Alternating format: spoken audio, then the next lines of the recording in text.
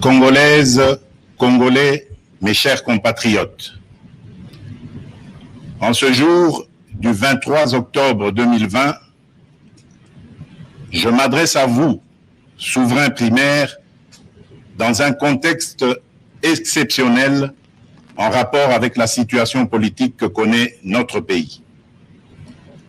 Ce contexte de fragilité de notre pays, de même que les résultats électoraux de janvier 2019, nous ont forcés à élargir nos rassemblements pour nous unir au-delà de nos familles politiques traditionnelles.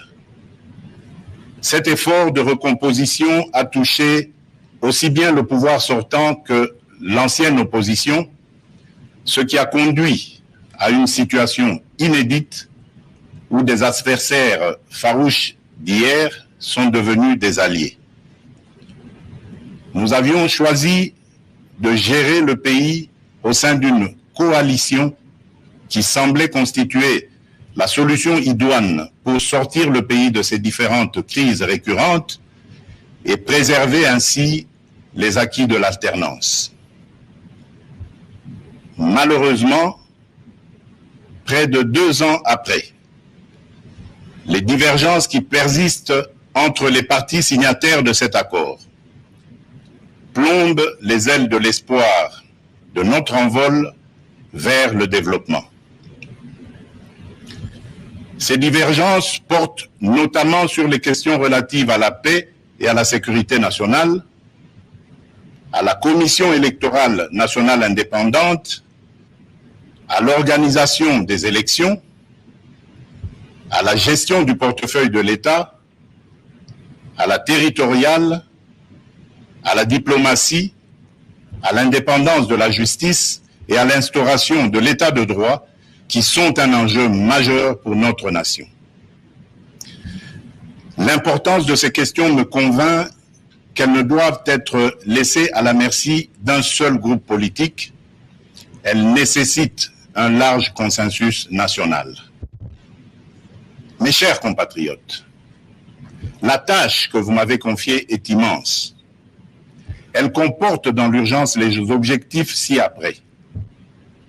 Rétablir la paix là où elle est compromise et la consolider là où elle existe, construire la démocratie, organiser des élections crédibles dans les délais constitutionnels, renforcer l'état de droit, bâtir nos infrastructures, assurer la santé à nos populations, garantir l'éducation de nos enfants, donner une perspective économique à notre jeunesse et promouvoir davantage les droits des femmes.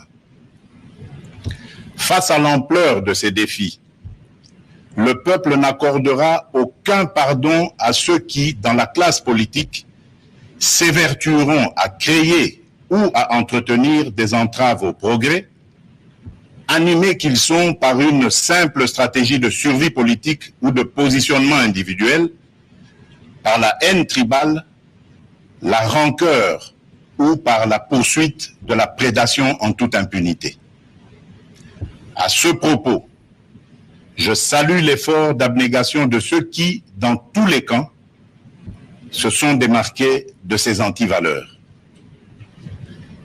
Mes chers compatriotes, l'état de droit que nous voulons vient d'être conforté par la prestation de serment de 3 juges constitutionnels, ce qui désormais assure à cette juridiction un fonctionnement régulier. Mes chers compatriotes, la restauration de l'état de droit dans notre pays n'est pas un leurre, mais le fruit d'une volonté politique, du reste coulée dans un programme de gouvernement tel qu'adopté par le Parlement.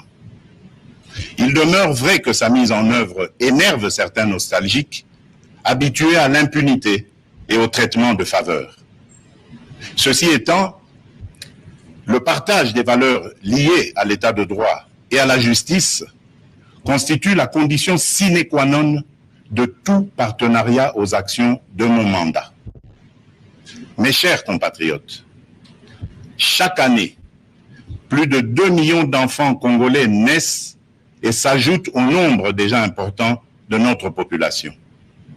Nous sommes individuellement et collectivement responsables de leur destin. Nous ne pouvons laisser leur avenir à la merci de pesanteurs ou écueils inhérents aux pratiques politiciennes qui retardent ou affaiblissent la réalisation du programme pour lequel vous m'avez élu.